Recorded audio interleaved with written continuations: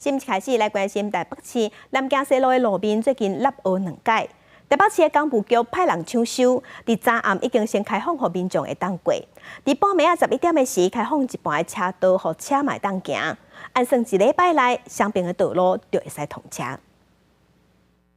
民众到大潮埕看烟火看煞了，散场时阵行伫咧新铺好的点仔角路，12暗两边帮搭的南京西路的路径，伫日暝赶工了，路面已经铺平。暗时11点先开放一半的车道。本来是一定是6天了，3天就弄好。他们说晚上，彻夜在做，很辛苦了。车道即马是一半伫咧补强，一半开放会当行。今仔日会正经结合县政的作业，互路基会当更加用。工务局按算一礼拜内双向拢会当通。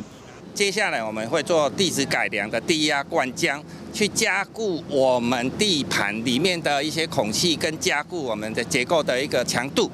在地工程的技术讲，即马边仔树拢伫咧安全的观测单内面，伊若是毋是有可能出现第3遍的崩塌，就要一直观测。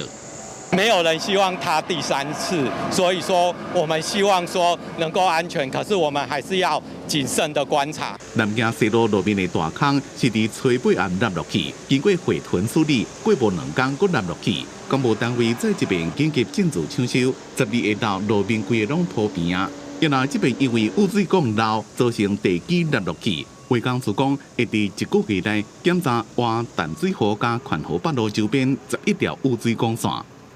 记者综合报道。